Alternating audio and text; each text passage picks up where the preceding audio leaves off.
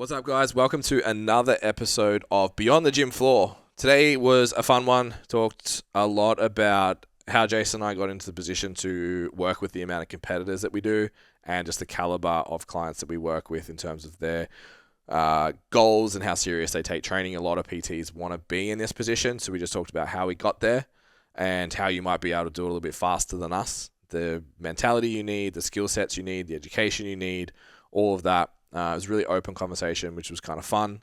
Not lecture-based, just chats about how we got here. So hopefully you enjoy it. If you do and you are thinking working with athletes is something that I want to do, but I don't feel like my business is in a position or my skill set is in a position, maybe it's your ability to coach, or you just don't know how to get from where you are to where you want to be in your business.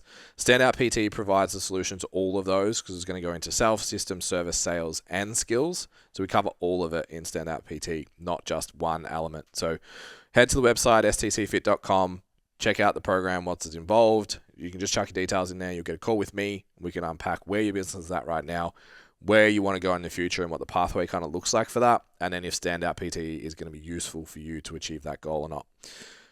As always, like, share, subscribe. Makes a huge difference to how many people get to see this podcast, which obviously helps us out a lot. So if you do get some value out of the pod, please give it a share. We appreciate it very, very much. I'll stop rambling. Enjoy the app. Bye. Like, my gym's still in denial that it's getting warmer in Melbourne. Yeah. I'm like, brother, it's humid as fucking here. Like, turn it up. Like, it's leg day. Yeah. Yeah. Yeah. So I just couldn't recover. That's why I had the glass on my head. It's fucking just like, cool what do I have to do here? I was going to get a towel and put it over my head, and I was like, it's a bit much. Yeah. It's a bit excessive. Professional Q&A starts now with a wet towel on my head. Yeah. I'm a mess. Yeah. I was a mess. Yeah. But I reckon I've still got like a little bit of the base coat from the holiday. Like, you know, because I was pretty dark. Yep. So, like, I think it's, still but there. A little bit of sun hits the skin and we're on. Yep. I've discovered a new... Actually, I feel like I got a little bit, but I've discovered a new fake tan. So that's I was getting me by. I was on the tinted moisturizer over the weekend. Like, so I was like, if I get the... Because I was tanning a little bit last week in the backyard. Yeah. Did I tell you Mab tried to hump me? No. Bro. So... Like that story went south quick. Yeah, bro. so Mav humped Steph. Yeah. Right? And I was like, whatever. You're not, like, you're trying to work out if you're, like, above. Yeah. And then it's like, and she's a woman. So sometimes, like, he probably works it out. Yeah. So, and then obviously this time of the year is... Yep. It's go time. Yep. So he's a little bit extra. Yeah. So apparently, like, when I was gone for the weekend, she's like, he's been trying to fuck me all weekend. Yeah. I wonder if there's a dog nearby that's... There is behind us. Yeah, so it's 100%. Because the same time last year, he went a bit weird too. Yeah. And, like, every time I was videoing Steph, like, he's just on the side, like... So anyway, it doesn't happen to Dad, though. His dad's a boss. Yeah. So I'm out the back. I'm eating my lunch. And I'm getting some rays. At about half an hour, I was like, cool, 15 and 15 and I'm done. Yeah.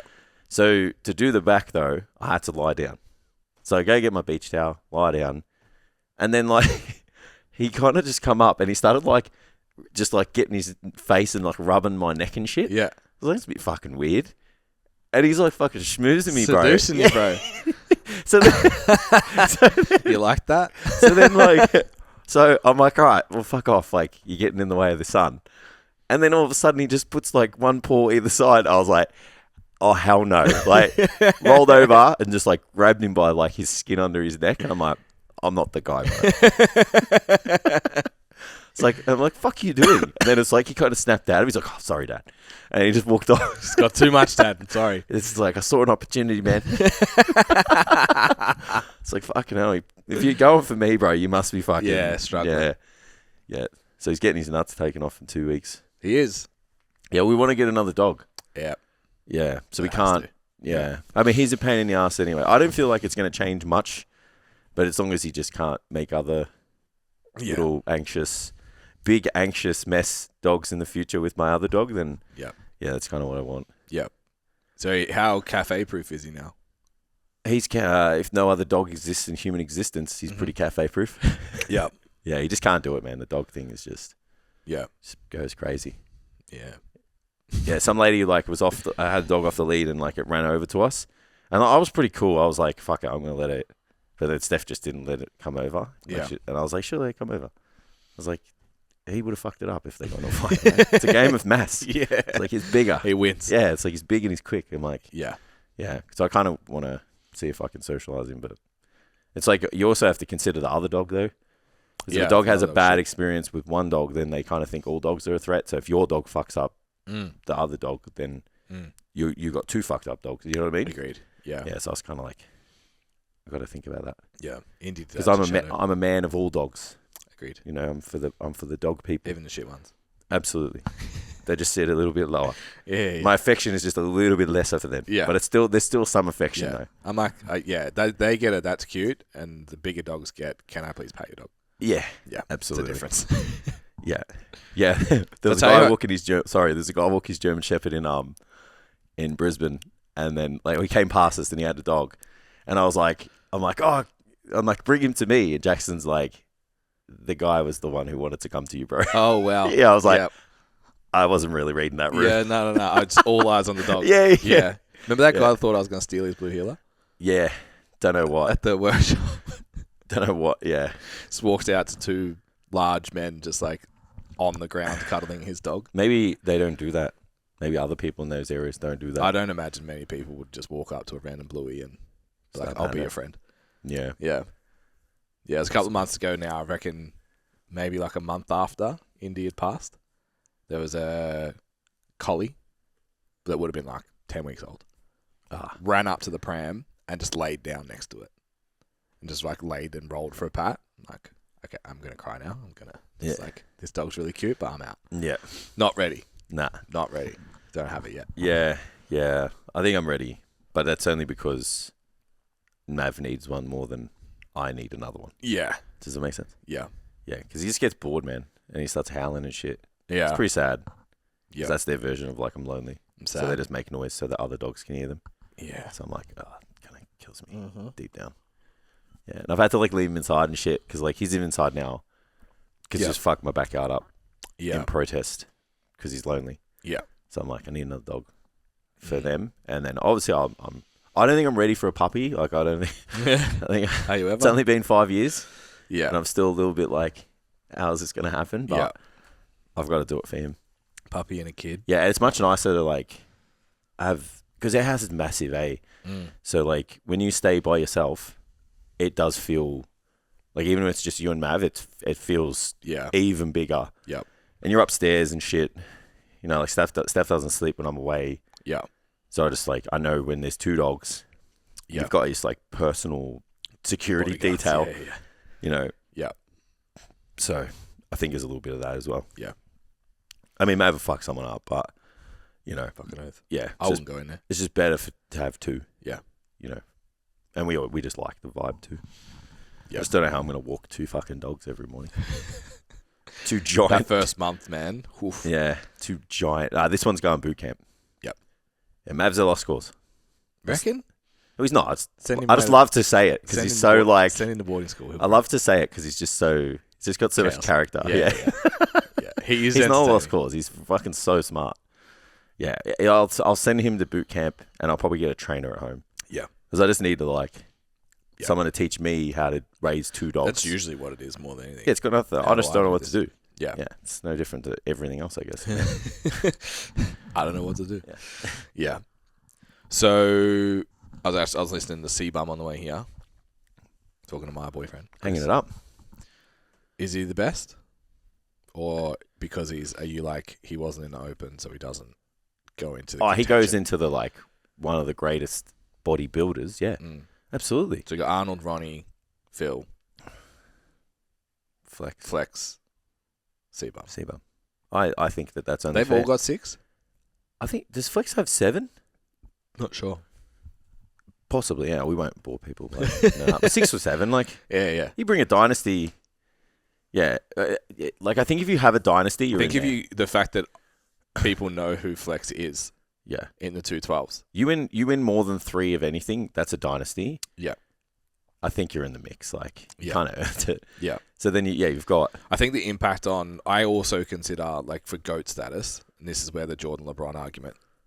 The impact outside of the winning? Yeah, I agree too. It's like C-Bum's impact Yeah, look how many. We weren't obviously around for Arnold, but it sounds Arnold-esque. Yeah, it's like how many eyeballs has he brought back into fitness and the sport of bodybuilding? Yeah. Just with like... Is bodybuilding where it is now with its popularity without CBUB? Isn't it insane that he only won 50 grand? Yeah. It's only 50K, bro.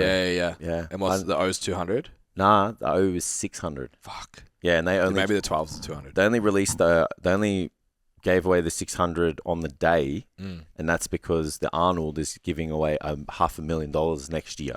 Yep. So then they were like, we're not going to wait. They're like, we're not going to wait till next year. Yep. We're going to do 600K today. So it's just a matter of time until it's like $1 million. Yeah. Even like your normal pro show, it was like a 10-year period where it was only like 10, 15K. Yeah. It's like not even fucking worth it, right? Mm-hmm. It's all the sponsorships, right? When you factor in what you're doing to yourself. And now one place went, I think it was like Dubai was like, we're going to do 50. I think next year they're doing 100. Yep.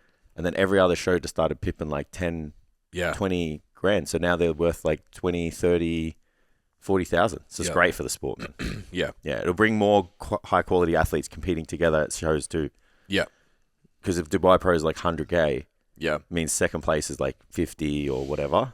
So it's still worth the pursuit. But but Chris definitely put bodybuilding on the map for the younger generation. Yeah. Because I feel like it was like it wasn't like a dying sport, but it was like a sport that was gatekept by, the generation of like the 80s and 90s people. Yeah, even then, like you had the Phil Kai era. Yeah, it just wasn't the same. It kind of died after that. It wasn't the same. Yeah, that's it. Yeah. Once that rivalry was kind of done, like I stopped watching. But bodybuilding was different then. Like Chris was like the YouTube bodybuilder. Correct. So he was like, which is the end of that era, right? Well, yeah, true. Yeah, actually, yeah, that's right. Yeah. Yeah. So I think like he was the one that brought eyeballs onto the lifestyle of bodybuilding. Yeah.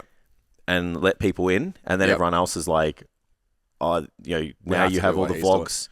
Yeah. Yeah, like I'll show you guys how I train, how I eat, how I chill at home. Because it used to be DVDs, right? And that's it. And the DVDs were just literally, vlogs. Yeah. But you would so it's only get so much. That's what it was.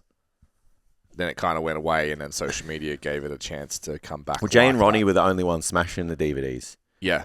And they used to have competitions to see, of course, to see who could sell the most. Yeah. Kai's stuff was always good. Phil's was pretty average. Yeah, I feel like Jay and Ronnie were the first of it. They were the first ones to monetize their brand. Yeah. They were the first ones to go, I need something outside of bodybuilding. Because it felt like when Generation 9-1 came out, it was like, okay, bodybuilding's gone mainstream again. And then like the Phil and Kai thing fizzled out, and there was no one that really stepped in. Yeah, I wonder if I feel like that was a little bit put on to try and make it more exciting than it was. Probably. Oh, that beef between them two? Yeah. Potentially. Yeah. Yeah. They tried to go down that route. It's like, you can just have good guys. Yeah. Competing next to each other. Yeah. It's still pretty exciting. The storyline's it though, hey? Yeah. For the casual viewer. Yeah. Yep. But anyway, as you were saying. So who's your GOAT then? Bodybuilding GOAT? Yeah. Yeah, it's got to be Arnold. Yeah. Yep. Yeah, just because he made the sport. Catapulted the sport, yeah. Just he's like not the best bodybuilder. But yeah, Arnold would be the GOAT. Arnold's the GOAT in terms of impact. Ronnie Coleman's the GOAT in terms of best bodybuilder. Domination. Yeah.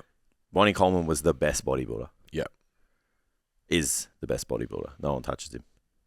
In terms of physique? Yeah. So like you put him next to Phil. 2003 Ronnie Coleman beats everyone. Interesting. Yeah. 100%. Yeah. Yeah. He would have fucking 30 pounds on Phil Heath. Yeah. Yeah. And he's like just as conditioned, if not more. Yeah. Just can't compete with that, man. Yeah. I think he was like 325 pounds. On stage. Yeah. Fuck. It's fucked. It's over 300. Yeah, that's over 155 kilos or some shit, bro. And he's peeled too. He's got fucking, walnut glutes. Walnut glutes, yeah. Fuck.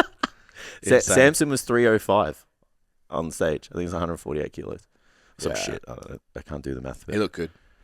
Yeah, he looked incredible, man. Well, the guy with that much mass just has to bring the conditioning. Yeah. Not just has to bring the conditioning. Has to figure out how to do it, yeah. Had to figure his body out to bring himself conditioned on both nights. Yeah. And he nailed it. Yeah. I haven't seen a lot. I've only really seen pictures because I was traveling. Yeah, the live stream was shit. I paid fucking like $115 for the live stream. Yeah. because I forgot it was US dollars. I mean, I would have bought it anyway. Yeah. And the live stream was so junk, bro. Okay. Yeah, like the lighting was terrible. Right. And if you were like a dark skin complexion bodybuilder, Yeah. you couldn't It's washed see out. any of the detail. Yeah. Like they all looked 12 weeks out. Yeah. You know, even like Brandon, I was like so excited to see because Brandon's like one of the last of the Yeah. of like I've seen him compete live. That means he's been around a long time. correct. Yeah. You know, and I feel like the ones that we've seen like Bonac, like because we've seen them compete in person. You've got that kind of like special, you know, kind of like not relationship, but you got this like attachment. yeah, and they just didn't look ready. And then you see the pictures and you're like, oh fuck, like Samson fucking bought it. Like, so it was a bit disappointing there. Yeah, you were just watching, and like when the physique guys come out or the classic, bro, there was like five flights. Jesus. Of competitors, and there was like 8 to 10 on each one. Yeah, it's too much. Yeah, it's like 55 to 60 competitors. How do you judge that? Yeah, surely didn't it used to be 20? It was the best 20 in the world. I think the classic is maybe different. There's more shows. It's different qualifying. Well, sometimes there's shows that only do classic. Yeah, like they don't have open. Yeah. You know. So yeah, I don't know. I don't know how you judge that though. Surely people slip under the radar. If you're not like a notable name in the sport, like how do you get eyeballs on you? Because they literally just stand together, do the quarter turns and stuff, and then it's like, all right, see you later. Yeah. So if you've got Ramon or Wesley or Chris or Urs like in your lineup, like their eyeballs are going because like, all right, we're putting these guys together. Yeah. Breon, You've seen all the years of Chris side by side? Yeah. Best year ever. Wild. Yeah. Especially from the back. Yeah, he put on a lot of size. But yeah, good on him for hanging it up. I feel like there's just no, like, what do you do to your body for what gain you get? It's like, what's the point now? Yeah. Like, I got the partnership back with Gymshark, me and Raw and Revive. I've got millions of Love fucking. to know what that's worth, eh? I've got millions of followers on YouTube. Yeah.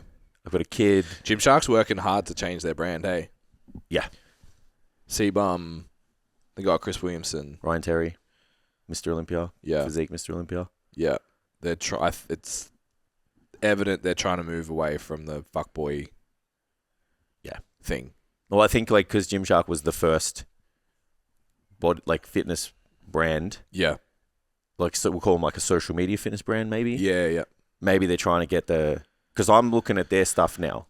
Where there was a time when I'm like, I would never wear. So maybe they're trying to do like Harry Potter, how they made the movies. Yeah. For that generation. As they got a bit older, maybe they're doing that. Yeah. Yeah. Maybe they're like, all right, maybe our market is between 30 and 40. Yeah. You know, I don't know. Who knows what the kids are wearing these days? I don't know. Whatever they can afford. Yeah. Yeah. We got to think like it's also that like there's some brands like the fucking prices of this stuff is not cheap. So I know if I was like 18, there's no way I'm paying $80 for a t-shirt I'm going to wear to the gym. Yeah. Like not a fucking chance. Yep. I didn't have the money. Yeah, that's it. It's your late 20s market, hey. So you got to think like who's got the most expendable income. That's where it's hard, eh? Because if you can be affordable and be like that 16 to 20. Oh, you get the most, but it's like you're not gonna make any money on it because the quality shit too. But if you target the 25-year-old, you can charge way more, but your volume is probably less. Yeah, maybe we can. And then you've got like even at a company level, right? Like the Gymshark thing went hard on that young. Yeah, because they had those crew, like Ziz and it wasn't Ziz obviously, like rest in peace, but that group, like Jeff Seed. Yeah. I think I don't know the rest of their names, but it was just Jeff Seed multiplied by 7. Yeah, it was just a group. Remember that photo? It was like the first one of like a group of. It's like a boy band. Correct. Yeah. Yeah, that worked out. Yeah. See when the One Direction dudes died? I did 31. Yeah. Does anyone know how? He fell from a balcony. Oh, that's sad, man. Yeah. Oh. 31, kid. The whole works. He's separated with a partner, but yeah. How do you fall? Yeah. Seems to be a few of them at the moment. Yeah. A few falls. Yeah. Messed up, man. Rough. Yeah, that's so sad. Yeah. So, delighting it again. Yeah. Fuck. R.I.P., bro. Yeah. Yeah, I feel like they had that image and now they're leaning into trying to get away from that. It's got to be a brand shift. Yeah. There has to be. Yeah. Yeah. Yeah, just I've always thought about that. They Do you sponsored True Geordie. Yeah, I And remember. I always thought that was interesting. Yeah, that's the podcast. Yeah. Yeah, because he's a fucking monster, bro. Covered in tattoos. Yeah. Deliberately a meathead. And they sponsored him, but they dropped him because he... Yeah, said some shit he shouldn't have, yeah. Yeah, made a reasonably racist joke. Yeah. It was funny, but... Got no room for anything now. It was funny, but it wasn't amazing. Have you ever listened to comedy? It was also aimed at Andrew Tate, so it was even funnier, but it wasn't. Didn't go down. Have you ever listened to comedy like 15 years ago now? That's like... Yeah, would not fly, eh? Yeah. Yeah. Even just movies and so shit. everybody watches it by themselves now. Yeah. Yeah. We don't tell anyone we watched it. Yeah. It's like, no, it's not that funny anyway. Yeah. Yeah. Yeah. It's only funny when I'm by myself. Yeah. Scrolling reels. Yeah. All right, so topic of the episode, the reason we opened about bodybuilding, because we just did the fit episode. We've come off a weekend, both of us coaching athletes interstate. Mm. So tune into Wednesday's pod because we talk about Recap. Yeah, everything and get way more excited than we are right now because we just talked about it for an hour and a half. So we're not. I'm still pretty excited. It's a pretty fucking good weekend. It's been a pretty good 6 weeks for me. Yeah. I've done 5 bodybuilding shows in 6 weeks. That's sick. Yeah. Yeah. My wife is over it. I bet. Yeah, I've got 3 comps this season because I'm missing one. So we spoke about, getting to Townsville is just too expensive. Yeah. But yeah, it's a good time. And we got the photo shoot next weekend. So she's like, are you free? Do you have anything to do this weekend? I'm like, it's you and I. Yeah. You and I, babe. Yeah. So I thought it would be useful to talk about how we got to the position of coaching athletes as, I don't want to speak for you, at least for myself, not a noteworthy athlete at all. Very mid. I never tried hard enough, so I can't say. Yeah, I did. Yeah, but that's not a great way of going about it anyway. Either. Yeah. So never really making it as athletes to then leverage that to become a coach. Mm. So having to do it through athletes. Yeah. To attract more athletes. Just how we got there. Yeah. I think. Where would you start? And then, we'll probably reference Reese quite a bit as well, because he's obviously young and doing a really good job. And he loved it. He heard us name on the pod. Like, he messaged me yesterday. He's like, "Thanks, bro. That's awesome. You earned it, bro." Yeah, that's it. So, first prep, we kind of co-coached. Reese, had you taken anyone on stage before that? I think I had, but maybe one. Yeah. Yeah, because I think I helped Katie prep before that. Yep. But that was more of a co-coach type deal too. Yeah. I'm doing this. I don't think it's a good idea. I'm going to do it anyway. Okay. And then the second time she competed, I'm like, do what you fucking told. Yeah. So, it was like a dip your toes type thing in. So that would have been like 2015. Yeah, it was the year before. A year after I competed, I think. Yeah. Or it was same year. 2014. Okay. Yeah, it's 2014. It was the same year because he competed September. You had Ben as well. October. Was that a year after? I had Ben a year later. Yeah. So we'd been in the game actually coaching 3-4 years. Yeah. PTing. I don't know if we call it coaching yet. Personal training. We were personal training. We were personal trainers. Yeah. Had you always been like, I want to coach competitors? No, not at all. No, I was just like, I was still trying to figure out bodybuilding for me. You know, I was just still on the pursuit of trying to get huge, and then got put into the realm. Yeah, like Joe got me into bodybuilding. Yeah, my mate. Yeah, good old Joe. So yeah, he introduced me to that whole life. Google worked out pretty good, bro. Yeah. Inside jokes, lots of inside jokes happening right now. So yeah, he introduced me to bodybuilding, and then I was like, well, I already have always wanted to be like the most massive person in my life. Yeah. So now I have a way of doing it. Yeah. Like I can just do bodybuilding. So yeah. And then I think from there was just like I immersed myself into the information at the time around bodybuilding and the training and all that kind of stuff. Yep. So I was just trying to pursue it at a personal level as much as possible. And then education wise, we were learning more. So I think from that, I ended up, because I was training, like that's when like Katie was like, well, can you help me with my prep? Yeah. Because obviously, like if I was in it at the time, she probably was like didn't know anybody else, that could assist her. So that's maybe how I dipped my toes in right at the start. Yep. And then we together kind of coached Reese through that first prep. And I was competing at the same time. Mm-hmm. So then once I finished my comp, Ben was interested in competing. Yep. So then... Did you compete because you wanted to compete to coach others, or did you compete because you just wanted to compete? I think it was a bit of both. Like I knew it was going to be...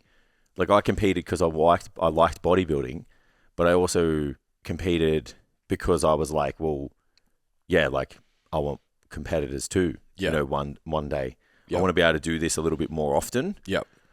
So to sit here and say like, that first show that I didn't kind of help, it absolutely did. Would it have like, if I competed more frequently, would it have accelerated my business development possibly? But it just didn't work out that way. Yep. For me, I wasn't in a good mindset to do it again. Yeah. And then work got real busy as well. So yeah, I kind of just didn't want to, like I knew how much I lost out of the last like 3 months of that prep. Yeah. From a business perspective. And I just didn't have, at 26, I think I went to Europe a year later and then we bought the house. Yeah. And then I was just like, once I bought the house, I was like, fuck man, I got a mortgage to pay for. Yeah. It's like bodybuilding's not paying for that. Yeah. So I was just head down, ass up. That's when we kind of started working together officially. Yep. With the business. Like I was actually in the business from a legal perspective. Yeah. Yeah. Not just collabs. Yeah. And then it was just, I feel like it was just a blur after that. We went to, in our own circle and environment, we went to the moon, basically. Yeah. And for what we were doing. Yeah. Yeah. And then I just kept myself in because I've always pursued bodybuilding as a hobby all the time. Yeah. Outside of when we were boxing for a little bit, but I was still in. Dave was always like, you need to drop weight. And I'm like, nah, I don't. Because I'm lean, and if I drop weight, it's muscle. Yeah. And Jason doesn't do that. Yeah. It's just against the laws. Agreed. The 3 laws, that's one as well. They shall not lose muscle. From training like a bitch. Yeah. Welcome to HQ. Yeah. Yeah, it's cool. So my pathway was slightly different. So I wanted to coach physique people. Yeah. I wanted to do it, but love the fitness industry. I think I came to the realization that probably wasn't going to happen with the physique I had. We could have. And it's like, sure. Could have done some stuff a bit earlier. Yeah. So you can put the work in. Yeah. And overcome that, sure. And I feel like you worked. Put the runs on the board. I feel like you worked pretty hard though. Like, yeah, I don't, looking back at my physique career, that was not a career, it was just me training. But that time frame, I don't think I left many stones unturned. Yeah. And I looked like most people the first week they went to the gym. So I was like, okay, this is like, how much content can I put out? How much impact can I have for just another person to be like, yeah, but I'm bigger than you. You know what I mean? Yeah. So it would have been a longer, slower route to get that proof. So it's like, Reese competed. Was there others? Like, there was a few girls that I probably could have moved in. I probably could have been in a similar position now, like coaching women into like bikini shows and that kind of stuff. Got Mace pretty shredded. Yeah, got Mace peeled. Yeah. But I'd already started powerlifting by then. Right. That was kind of like a side quest to me. Yeah. But yeah, fuck, he was shredded. Yeah, he was in good nick. Yeah. So yeah, it was like still there, but then I was also just frustrated with it. And I think that was when I sort of got to the point where I was like, I don't really have this. I don't know how much longer I can do it for, yeah. Especially boxing. Boxing opened my eyes to be like, I was really good at that. Yeah. Real quick. I just didn't have the aggression for it, but skill set, endurance, like training was pretty fun, man. Yeah, like I had the reach, I had the tiny frame to be light and tall, and like I had it all. Yeah. I just punched you in the head and said sorry, and I was like, I'm gonna get eaten. Yeah, it's not nice. It's not a nice feeling. So it's like, this is probably not the space for me. And I'm like, well, same. I really value my brain. Yeah. So doing this for the next 10 years, it's probably not it for me. Yeah. Yeah. But it was an insight into like, you applied yourself to this and you're really good at it in a pretty short period of time. Yeah. Isn't it funny how that, like when you find something, then you trade off. Like, remember the other week we were like, oh, there'll be people that just go, I just won't bother. Yeah. That's our version of that. Because like, I obviously went from being a soccer player to that. And it's like, that's the thing. Like, if God put me on the earth to be amazing at something, it was that. And I know because I just had it. Yeah. So then I went into everything else after that. Like, well, if I don't accelerate like I did, or don't excel like I did, then I'm like mid. Yeah. So you obviously like found something where it's like everything just kind of clicked naturally. Yeah. So it was like, well, what's the point? Yeah. You know, Yeah. so it does happen. So I went back. So I got to like 70, 75, I think. Boxing, got back to like 63. I was like 24. 5'8", 24, 63 kilos. Skinny being. Got back to like 75. And then I did a course on barbell training. And I was already in a position where I was just like, I'm working real hard for this and it's not giving me the reward back that I need. Yeah. And I was like, I moved that pretty well. And then the next week I moved it better and the weight went up and I was like, this powerlifting thing could be for me. Yeah. You know what's funny when you said to me you were going to do that? I was like, isn't that just lifting weights? Yeah. Like, when you said you were going to do it, I was like, haven't we been doing that already? But yeah, I didn't understand powerlifting was just 3. Like that was like powerlifting is squat, bench, deadlift. I was like, we've fucking been trying to lift heavy this whole time. Yeah. Such a meathead. Yeah. Just 9 times on a day. That's it. It's different. It's like, I didn't know it was like, you land on the day to do it. Like I thought powerlifting was like you just lifted heavy. Yeah. Yeah. So then I was like, cool, I want to be good at this. I want to try it. And I was way more talented at it than bodybuilding. Even just like pound for pound, like numbers were good. I'm like, progress, okay, so I've got this. Leverages and stuff work okay for it. My squat sucks, but deadlift heavy, it's fine. Yep. So then I started doing it because I was learning it and practicing it. It always overflows into your clients. So I was like, hey, do you want to try this? Do you want to try this? Do you want to try this? And then I all of a sudden had, because where I was working at the time, average age was like 45. So there's like mid-40s women triple squats, their fucking body weight and stuff. I'm like, this is pretty fun. And I remember saying to you, like, when I committed, we did a testing day. Yeah. It was like a Christmas party. And then after that, I remember saying to you, like, I'm going to compete. And like part of it was like, this is something that I'm willing to throw myself into 100%. The same way I had with physique training. But I actually feel like I'll belong at a competition. Yeah. And that was probably the majority, but I would say at the time it was still 60-40. And I said to you, like, if I deadlift 300 kilos and I go to nationals, that puts SSD on the map. Yeah. And I was like, that's what I'm going to do. I did neither of those things. I remember that conversation. I qualified for nationals, but it was cancelled. So that was kind of why I wanted to compete. Yeah. And then through that, I was like, well, the testing day was fun. We had a couple of clients do it. Got some people that are strong. Let's do that more. And then I was kind of like, oh. Then I started looking at like local comps. I was like, oh, these guys they've got it. So then we started competing. I think my first year I took 2 guys to nationals. Yeah, even I was powerlifting people. Yeah. I took people to like a state level, I think. Something like that. Yeah. Look at me, not knowing the language. But you lift heavy things. Yeah. To the show. Yeah. Took them to the show, yeah. The powerlifting show. I peaked them well. It was a good package. They was a good package. So,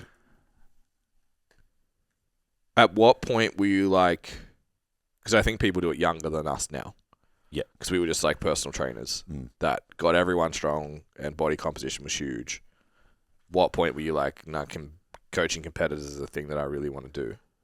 Yeah, I think because I went back and forth from, if you take out the distractions from the coaching, because like we scaled our business, and I feel like that took away from like me being able to like really double down on just contest prep. So I would say like post lockdown, I've doubled down on just people who like value the way they look as how they train, and then there's people who want to pursue the sport, and then there's just people who live the lifestyle. So I would call myself that. I would still call them physique clients. They just don't choose to do the extra step. Yep. So I would say I doubled down on that. 2019. Yep. Because I we scaled our business, and I was a bit like, I don't know, like what I'm going to be able to do. I had to take days off work, and we had to kind of commit to working on the business and stuff. So I feel like that made me change my expectations of like what I could potentially do as a coach. Because I was like, I'm going to have a team and run all this shit. And then, kind of once we'd done it and then come out the other side and like we remodeled the business. Yep. I also realized that I still really, really like coaching. Because when you scale and shit, you're like, I'm going to be a business owner. I'm just going to like fucking, I don't know, sit around and play golf and shit. Yeah. And then you're like, hang on a minute. You won't, by the way. No, absolutely not. But then you're like, I came to the realization, I was like, I'd love being a coach. Yeah. Like I love coaching, and I don't really see myself kind of dialing back on that. So then I just doubled down on around that time. Yeah. So then was like 4 years, 4 or 5 years, something like that. Yeah. So I think looking at that first phase of both of our careers, there was I think for me it was when you went to Europe. Before that, I was just like, the only aim up I need is Jason. Because it's like, you've done a degree, you've coached me, you've got a full book, like I can help you with sales. Yeah. But like in terms of training, I don't need to learn from anyone else. Yeah. Like that's enough. And then, because you were young and had a shit business, you went to Europe, and I was like, I don't even know if I had a program. Maybe. Oh, I can't remember. And I was like, fuck, what am I going to do for 6 to 8 weeks? Like, I need to go find something. And then that for me was when I went down the rabbit hole hard of like education. Some of it good, some of it terrible. Yeah. But it was education. And bought right into learning everything possible about body composition change. And that was with the intent of my own body composition change, and everyone that I was training wanted body composition change. Yeah. Whatever other goal they said, they also wanted to look better. So went real hard down that rabbit hole. We obviously, in this podcast, is all about business. I think there's a lot of people that go the education route that don't have enough clients to apply it. Yeah. And I think that's where people get caught. Or you're just like money sessions. And you just get caught in the business. I did that. The education part. Yeah. So I think you need a good balance of both. And we were absolutely obsessed with it. Yeah, we doubled down pretty hard. Yeah. Which I would tell everyone to do. 100%. Yeah. Yeah. Spend every cent. Because you should, because you love it. Yeah, spend every cent you can on making skills better. And a minute, basically. Yeah. Yeah. So, I remember like getting up reading like meta-analysis data and shit. Yeah. Yeah. Over breakfast. And just trying to... Remember how excited you used to get like booking a seminar?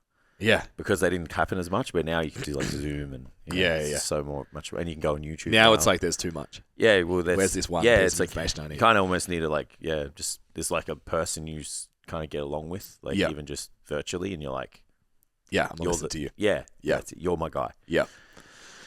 So I think whatever side of the camp you're on, if you're just pumping out sessions, sales, business, you're not getting heaps of results. You need to double down on education. Yeah. If you just double down on education, you don't have enough clients to apply it, you need to get your business sorted. Yeah, absolutely. Which is obviously why we built Standout to have both. That's something we put in our like us versus them things. Like there's both there because you need both. Absolutely. What do you think it was? Reese was circumstance, became one of our coaches, trusted us. Yeah. We've got the skill set, let's do it. Ben was a long-term client. Yeah, he never lifted a weight before training with me. So built him into a physique athlete. Yep. Who was after that? It was a while. Katie again. And I had... Was it Mick after that?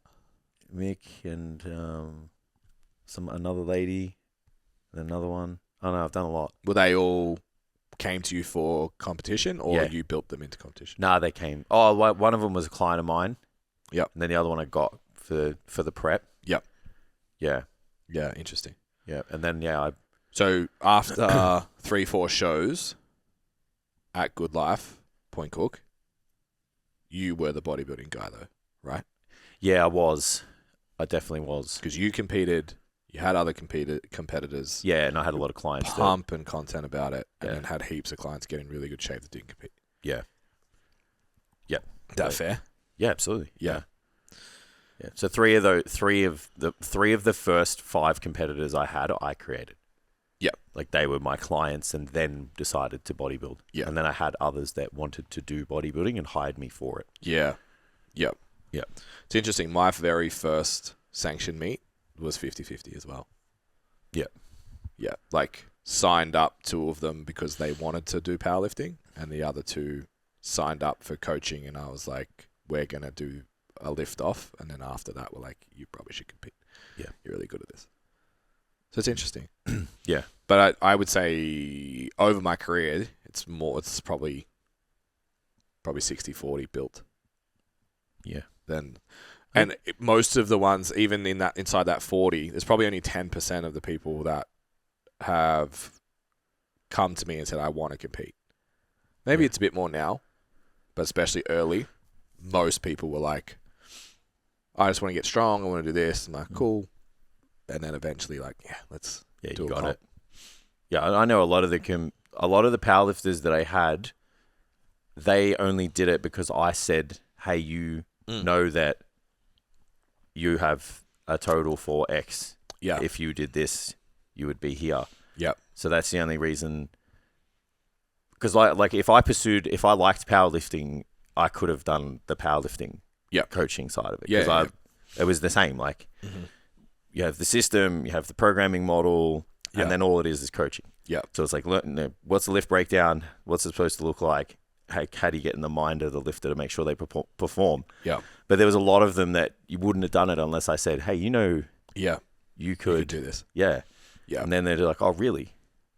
So I think there's a little bit to that as well. Like for those people out there that are like wanting to coach a certain caliber person, you've got to be able to see potential in people and be able to communicate it to them so that they can believe in themselves as well. Yeah. Like I've even got one of my boys, so we're catching up on Monday to go over like what a prep could look like. Yeah. I remember saying to him like a year ago, like, dude, you've got the genetics for this. Yeah. Like you got the work ethic, but you've also got the genetics. I'm like, I can see just off this photo what that could look like. Yeah. Oh, no, not for me, this and that. And then he was just like, hey man, I've been tuning in over the last 6 weeks. This looks really fun. Sick. And he's like, I just want to, we just got to try and match it up with work. Like, I think he does like, really long hours and stuff. But I just said, yeah, cool. But like, I've said it in the past and then he's piqued his own interest. And now it's like, oh, coach has kind of said, I've got it. Yeah. And then I like it. Yeah. Monday's conversation doesn't happen unless you do that. Agreed. Yeah. And I think from a framework standpoint, if it's your goal, so we obviously speak mostly to big box gym people, and we've had people on the podcast that come in and like, I worked in a big box and I hated it, so I went and like just did powerlifting coaching off the bat, and then like they made it eventually. Yeah. But they had to work for someone else. They had not many of their own clients. Like they had to find a different path. Doing very good, very well now and successful, but the path is obviously a lot different. And the values are probably different to what we normally engage with its people that want to run a business, they want to do their own thing, but they also want to coach this, like you said, caliber of athlete. So it comes back to having a framework that facilitates that conversation. So it's setting in body composition, time-sensitive goals, putting... How many photo shoots have we done?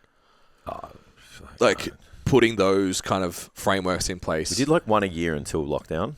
Yeah. And then we've done like, 1 or 2 a year. Since 2021. Yeah. And sometimes different states. Yeah. Sometimes 3 a year. Yeah. So yeah, I think putting in frameworks to be like, we're going to do a photo shoot, we're going to do a team testing day, we're going to do whatever. Yeah. To then facilitate people to be able to find their potential. To get an outcome. Like you and I find a lot of people, one of their weakest links inside their business is they're not results driven. Yeah. So you look at all the holes that they have, and it's like, they're unfulfilled with the people that they have. They're maybe struggling with their business, or they're, not making enough money, or a combination of all those things. And like more often than not, if you break it down to their coaching philosophy, and then they just become like a place to hang out and work out. Yeah. Like they're not results driven. Yeah. And I would say, if you look at the people that train the caliber of client that they want, they're results driven people. Yeah. They're doing the time sensitive stuff, the planning, holding people accountable, either a face to face or, external check in. Yeah. Because everything's around Results. what you're hired to do. Yeah. Which is get the outcome. Yeah. If you guys are hearing because I think I can hear it in the headphones, it's fucking pissing right now. So. I think it should be okay. Yeah. Yeah. But it is. Yeah. Yeah. So putting that framework together. So testing days if it's strength, events if it's like athletic performance. Like I took 6 clients to Tough Mudder. Yeah. You used to do those performance tests, remember? Yeah. Once a month? Yeah, every month. Yeah. Probably wouldn't do it once a month now, but yeah, it'd take a little bit longer. It worked for Gen Pop. Yeah. Because it kept them focused for a really short period of time. Yeah, true. You change a program more often because, they get bored and shit. Yeah, and it was a check-in day, measurements, reviews, pictures, performance, which was cool. Worked really well. I had a really interesting conversation with a coach. So he ran essentially a lift-off, like a lifting competition. He actually tried to do performance and lifting, and no one did performance. So he just did the lifting part. I think like a few of his clients did it. And we found the same, like getting those group ones to crack were really hard. Yeah. I think because we were results driven, and it's like it's not tangible enough for them.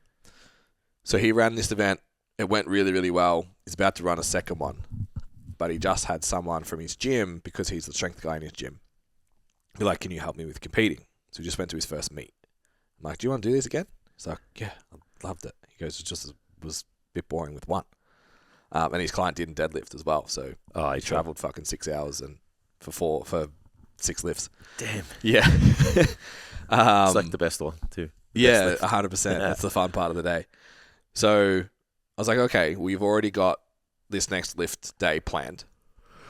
Who have you got that got the last one that's planning on doing it? When's the meet that we can get you to, travel-wise, because there's no powerlifting where he is in the country. Who have you got that did the last one that has potential that you think would commit? And he was like, there's probably like 5 of them. I'm like, okay. So say you approach 5, you get 3. You do this lift off, see who's performing really well. Like, you've got it. Invite them. And then go do a meet together. Yeah. Get a fucking minibus. Go stay at some shared accommodation. Go to the comp together. Yeah. All wear your shirts. It'd be fucking mad. Yeah. Everything just snowballs. And he was just like, oh my God, never thought of that. I'm like, you want to become the strength guy in your town, let alone your gym. Like, what better way to do it than load a minibus up of people, go and have a sick time, and come back and document it. How outside of all of the business shit, how much are you going to learn? Putting the pressure on, because the lifting day and the comp is 10 weeks apart. So I'm like, so you're going to soft peak them, so the recovery's short, drive them right in. You could just tell, like, the thought hadn't crossed his mind. I was like, if a lot of people out there that are like, I'd kind of like to do that, but I don't know how, start with it internal. Yeah. Pick the people that enjoyed it, committed, wanted to go to the next level, because there's money involved going to the next level. And then just be like, let's do this. Yeah, I think if you go into it with the mindset that, like, you just grab the fucking bull by the horns and you make it happen. Yeah. It happens so much faster. Like, everyone wants to, I guess, have that scenario where, like, they get one person, it falls into their lap, they do really well, and then, everyone sees it, and then all of a sudden everything just starts coming, through in terms of leads and stuff. Like, this is a very rare case, but it's obviously the most polarizing. So people are going to be like, oh, that's how you do it. When the rest of the people are like, just like, it's up to me to do this. So I'm going to, do the lift off, and I'm going to tell this person they have the potential, and I'm going to say, like, I'm going to go and look and go, this is when the comps are, Yeah. and tell them you're doing this comp Yeah. on this date. Yeah, and that's exactly how I built my team. They just want to be told what to do. Yeah. And they just want to know that if coach says I have the potential, like, think of the fucking confidence they're going to have, man. Yeah. So you're going to have the ability to do that. Yeah. Yeah, and that's literally how I was doing it. So we do a lift off. Did you enjoy it? Yep. All right, we're going to compete. We are doing this meet. Yeah. All of us. Yep. Especially when it was just Melbourne. Like, we're all going to this place on this date and we're going to do this competition. Definitely. Okay, so along the way, I feel like this is a breakthrough season for you. Amount of competitors, quality of competitors. Absolutely. Kind of have one here and there always. Yeah, this is this was the greatest caliber season for me. What happened? And when? So lockdown now is 2 years behind us, 3 years behind us. Yeah, something like that. Yeah, 2021, I think. So 3 years behind us, you decided I'm working with body composition change. Focus people only. Top 3 priorities is this. That's all I'm going to speak to on the internet. That's all I'm going to do. Yeah, yeah. I immersed myself back into bodybuilding as well. Yep. Yeah, like at a personal level. I don't think it didn't hurt, And like, if we're being real, like I pushed myself from a physical perspective to make sure that I attracted, a certain type of person. Yep. And I feel like that does help because no one wants a fucking small bodybuilding coach. Yep. Like especially when you don't have the knowledge and the expertise. Or so the runs on the board. Yeah, that's it. So I just got back into bodybuilding at a personal level.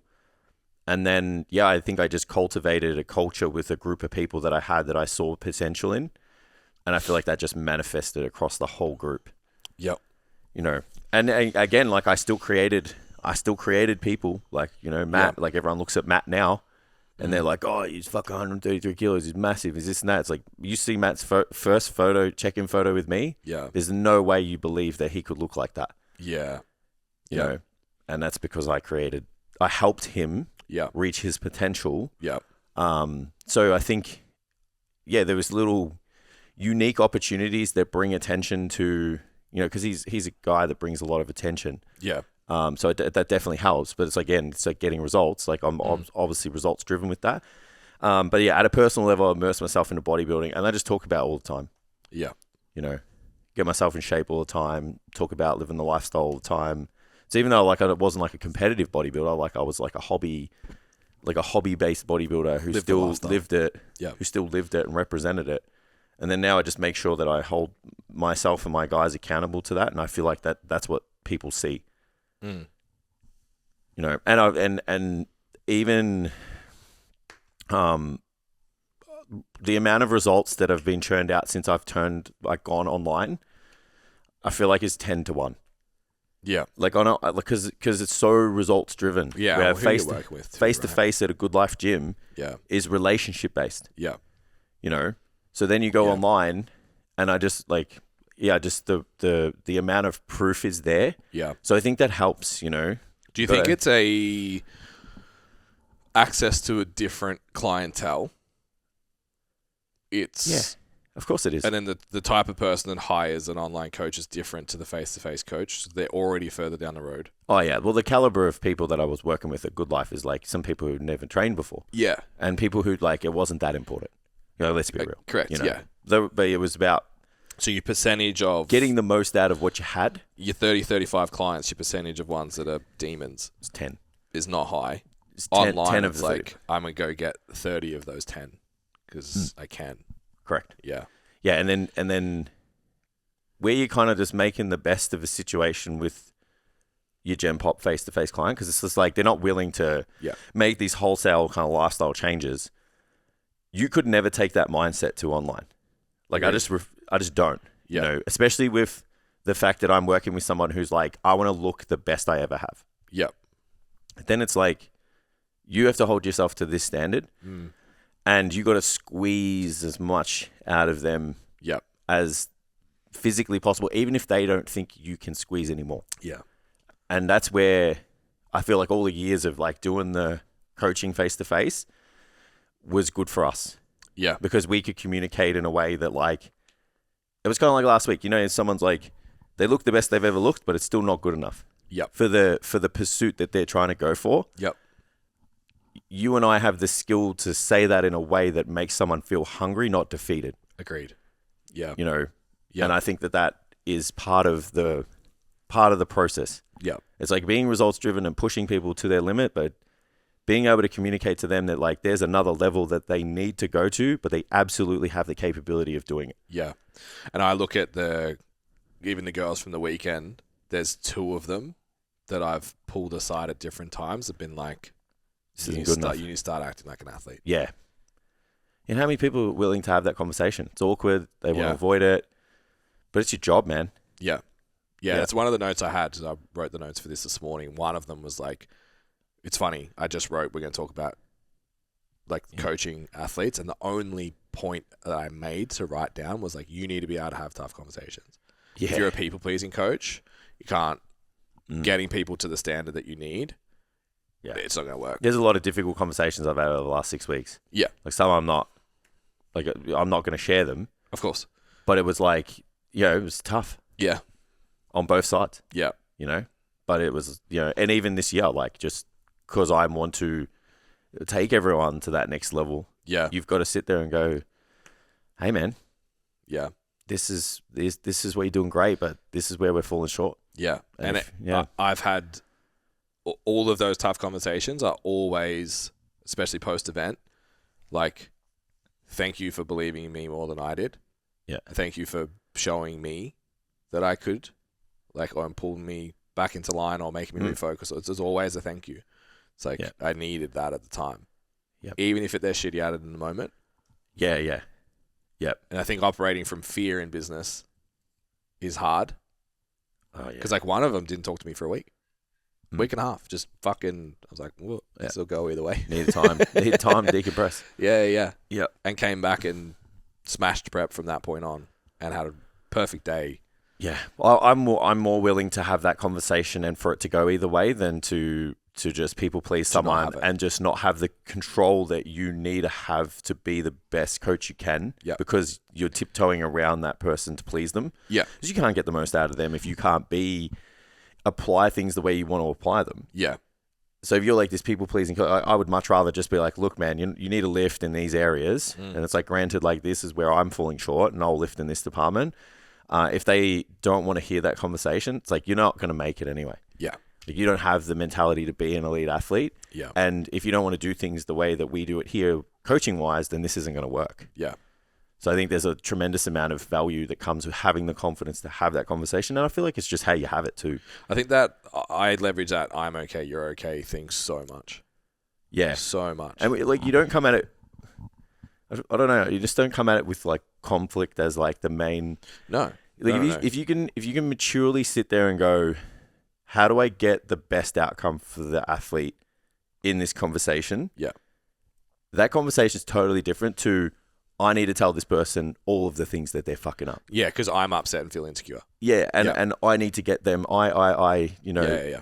And that's a tough thing to do. Like, I'm not perfect at it, and it's taken a lot of time. And I feel like business has helped me a lot. Like, going into something and being like, how do I get the best out of this for whoever I'm doing? Yeah. Be it a pitch or be it a networking thing or a project or whatever, or sometimes even just like, this is something that someone's fucked up and we're not happy. Yeah. Rather than going at them and telling them all the shit that they do wrong. It's like, it just makes it worse, right? So I think if over time, you kind of like learn these communication skills to be able to have these tough conversations, but always in a manner that's productive and it's positive. Because the negative emotion is going to come. It's either going to come at the deadline where the client's upset because they squatted high or they had a bad day or they... whatever, like the event didn't go the way that they wanted it to. In your case, they don't have the look that they need. Yeah. So that's going to come. Yeah.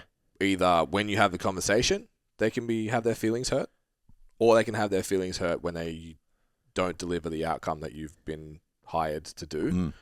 And I would much prefer to have their feelings hurt a little bit earlier. Yeah, agreed.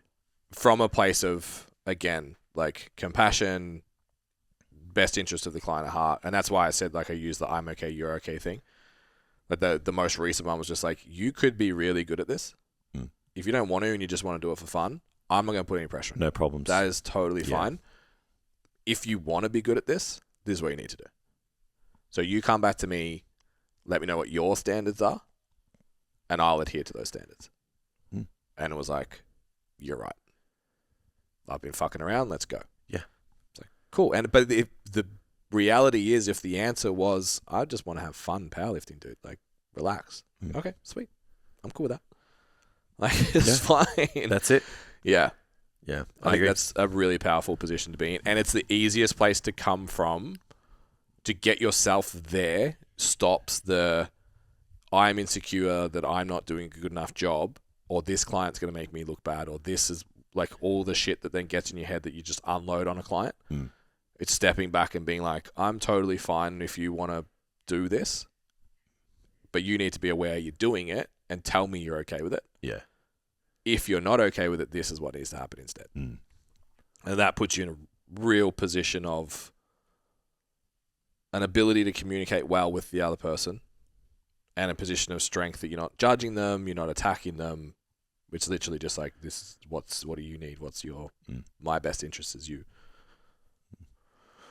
What else comes to mind in terms of being able to have athletic population? Because I think we both have a majority book of athletic population, whether they compete or not. Yeah. I think it's like no matter what you do, you have to hold yourself to a standard that you expect of other people. So where, like, you don't necessarily, like, I don't have to be a competitive bodybuilder to attract someone with the mentality to do competitive bodybuilding, but I'm the type of person that if I say something, I'm going to fucking do it. Yep. I have the discipline to show up and, like, you know, adhere to my routine. If I make a mistake, I'll definitely, like, you know, put my hand up and be like, yep, it's not a nice feeling to do and I hate doing it, but it's like, yep. So I think if you operate your life in a way that expresses your values and, yeah, is like kind of a similar, because like these people come because they have the same values as you. Yeah. So if you operate in a way that it's an expression of that, that is how you attract more. Yeah. Because you can see it, because there's some of the best coaches in the world don't do the thing, but they have all of the athletes. Yeah. So it's like, well, they either have to be exceptionally good at the job. Again, operate in a way that people respect. Yep. Or a combination of both of those things. And obviously have the runs on the board. Yeah. So yeah, that's a big one, I think. Yep. Yeah. I can't really think of anything else, because if you're good at your job, you got the proof of it. Yeah. You're a good communicator. You live it. Do you think you have to live the sport to be able to coach in the sport?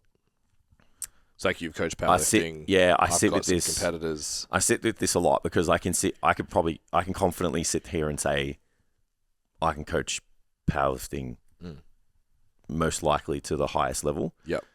Because it's programming, it's assessment of technique, there'd definitely be some things I would lean on you for in the start, but I reckon I could crack the nut. Yep. But I haven't done a powerlifting meet.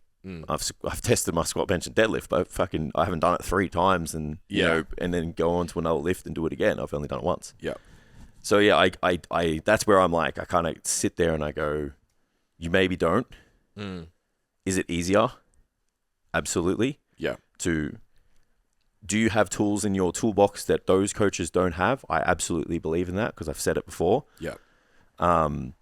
So yeah, like I think you'd probably be at an advantage to others, but I don't think it would be that distinct of an advantage that it would noticeably separate people. And then I also think that for those people who, let's just say for argument's sake, one of my clients is like, hey, I want to do powerlifting and I trust that you can do it. I would just consult for the experience I don't have. Agreed. Yeah. You know, so but I have the awareness to do that. Yeah. Where there's probably people out there that don't have the awareness to consult for the experience that they lack. Yep. And that's where you'll see people get found out. Yep. Yep. Yep. Yeah, that's true. Yeah, like I'm supremely confident. I'll probably have 2 competitors next year. Yeah, and supremely confident that I'll deliver a great result, because if I don't know, I'm just gonna be like, hey. Yeah, and Help. I think that you'll lean on me the most in the last month. 100%. Yeah. And that's it. Getting someone 6 weeks out, I've been doing that for 10 years. Yeah, and it's like just the awareness of like how hard you can push someone. Yeah. And it's kind of the same for me. Jeez, it is howling down. Brain is wild. And that would be the same for me. Yeah. Like, it's just like probably the peaking scenario. I'd be like, Yeah. this is what I'm going to do. What do you think? And then, we would just consult. So that would be the best way to do it. Yeah. Yeah, I think from a powerlifting standpoint, I think it's more making progress between comps. Like the peak is the peak. Yeah, you can win some, lose some inside that. Yeah. But really, it's the off-season being able to look into a lifter and be like, what do they need for the next 6 to 12 months to get them? Yeah. And I think the biggest challenge from a physique standpoint is actually the eye. Yeah. So it's knowing It's the eye. what does A and B bikini look like? Yeah, it's the eye, and then it's like making sure that what they're doing in their off season is they're moving in a way that's building the muscle that you need to put on. Correct. Yeah. Yeah. Because like we're good at, I would say I'm good at movement. I'm good at training. I'm good at whatever. But like to look at like my client right now who's like, we've just done like a test. We're doing a photo shoot to see where we go for next year. To look at her and be like, okay, I'm going to look at you and stand next to Gemma, who came second in bikini. And I'm like, you're probably maybe a bit bigger. I was tall. Yeah. Okay, what do we need? And then what's the standard of that category that for the next 6 months we have to really focus on? And then I think, from the same, it's like watching a lifter on a platform. Yeah, it's like what happened. Yeah. Because you don't see it until the day, honestly. Of course. Like, there's cues, there's tells, and it's actually worse when you see it 6 weeks out. Because you can't do anything. It's too late. Of course, yeah. There's no improvement on it. Okay. Fuck. Yeah. Yeah. So seeing it on the platform's like, all right, this is, we actually that's going to be the ultimate test of their capabilities, right? Yeah. So if you have the eye to see what breaks down, then you've got literally the best data and information to fix it. Yeah. And the fun thing about powerlifting is like when you chase one thing, it breaks something else. Of course. That's why people stay. It sounds so boring to just do 3 lifts for years. But like as soon as you fix one thing, that'll create a weakness somewhere else. Right. So both my girls, I was like, okay, we need to change your deadlifts like this, and they both hitched. I'm like, because we fixed you off the floor, somewhere else. Arguably, sure, it's positional off the floor, but it's like you are now in a position that you don't know what to do when you get here, and we need to fix that. So it's like. Yeah, it's like renovating a house. You rip a wall down, and then there's another problem. Yeah, exactly. Yeah. Yeah. So then the next comp, it's like, okay, so we make sure that we don't hitch, but then you're strong enough to complete that lift, but you can't get the next number off the floor. Oh, we're back to off the floor work. It's Yeah, okay. I can still do it, but definitely. There's no doubt. Like, I'm kidding. If you're good at programming, you're good at movement. I think course. you can do either. Absolutely. And like you said, and you got good nutrition as well. You just borrow influence from somewhere else. Yeah, you can. This day and age, you can leverage other people's experience so well. So easy to do like a Zoom or whatever with someone who's smarter than you, has more experience than you, and get their idea of how you would do it. And even just like being willing to break even. Yeah. Like travel, go to the show, go to the comp, hire the person, do all the things. And even if you look at that client over the 6-month period that you prep them for, and you make no money. Yeah, that's the one thing we didn't actually mention is like investment. Like the last 6 weeks cost me $5,000. Yeah, that's wild. Yeah. Yeah. Like, backstage passes, entry fees, accommodation, flights, food. Yep. Training at certain gyms, catching Ubers to and like $50 Uber there and back to the gym. Yeah. So it's like, Ubers to and from the airport. Yeah. Parking, $5,000. Yeah. But it's like... But that's one client. Yeah, not even. Yeah. And that's it. And it's just like, well, what's the benefit of that? All of that branding. Yeah. All of that authority. Yep. And then, and experience. It was fun, man. Yeah. Memories. Yeah. And it's... So there'd be people who go, oh, I'm not going to pay that's too much. Yeah. For me, I would be like trying everything I could to make that work. Yeah. From a financial perspective. Especially early. Yeah. Especially early. You should be boots on the ground. Learning, being in it as much as possible. Absolutely. Um, That's like you take the 7 competitors they have, like for the last month. Like that doesn't even, their coaching fee doesn't even pay. But you can't look at it like that. No. You know what I mean? No. Like if as a per week thing, you just can't look at it that way. Yeah. But the exposure, the authority, and all of that you just said will probably blend 1 to 2 clients, which is like, I'm in profit all of a sudden. Like I signed a powerlifting client yesterday. Yeah, and that's how. That's like, it. No that's surprise. You go to a fucking meet. Yeah. I've done 2 comps in a month. Still got 2 to go. Yeah. It's like no surprise that now, and this is where we talk about like, you need to be in a position where competitors are looking at clients that you've built early on as the after photo. Yep. They're comparing to the after performance to be like, well, you train people like me because you made someone who was a Gen Pop client good enough for a competitive person to be like, I can work with them because their lift is now better than me. That's it. It's piquing their interest because you're on the same playing field. Yeah. What do you think we might go over Tam, sorry. What do you think your thing as a bodybuilding coach sets you apart from everyone else? Ooh. That's a really good question. I think I'm a meticulous planner and I'm a very good communicator. I think I could definitely lift in the communication department. Like one of my personal reviews of this season was like communication planning was good, but could still be better. Yep. That's what you said or feedback? No, I've said it at a personal level. Yep. But yeah, I think I'm meticulous in terms of planning. Yep. Every decision is planned. There's not a lot of like off the cuff, type of shit. Yep. And then, I think breeding a mentality that it's up to them to make it work. I definitely get the most out of my guys. Yeah. They're hard workers. Mm-hmm. Yeah. It's not an accident. They're all the same. Yeah. That's got to be environment, right? Like, that's got to be, it's funny you say communication, but it's like, that's got to be the way you communicate publicly and privately with clients has to facilitate that for them all to be like that. Yeah. Yep. I like it. Yeah. It's funny. You get this type of standard where they're like, want to do the best for them, but obviously want to do the best for us. Yep. And I like that. Right. So so then we layer in team. Yeah. They're just like, I'm going to do the best I can and I want to represent us the best I can too. Yeah. Yeah. So I like it. Yeah.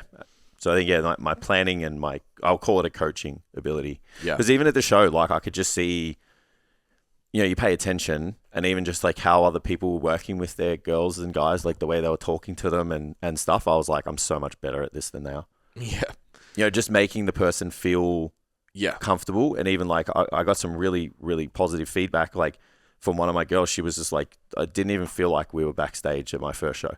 Yeah. Like you just made me feel so comfortable. Yeah. So she's like, that was really, really valuable for me. Yeah. And that it's no surprise that you spent years coaching Gen Pop. Exactly. That when it comes to the athlete, you can turn that on. Yeah, it's just knowing the person. Yeah. And like, amping someone up and getting them G'd for that type of shit's just not worth it. Yeah, agreed. It's just calm, focused. Mm-hmm. We've got a plan to deliver. Yep. But it's about preparation. So yeah, I guess, asset-wise, the planning, the preparation, like my guys are always prepared. Yeah. Posing. Yeah, so you don't have to be worried. Yeah, posing, all of it. It's like they're just ready.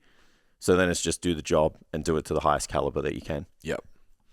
I would say mine is the history of body composition. Yeah. It's like all my lifters look good too. Oh, absolutely. Yeah. And like I was going through, when I was putting out the results, I was like, 2 of them lost 7 kilos, still PB'd.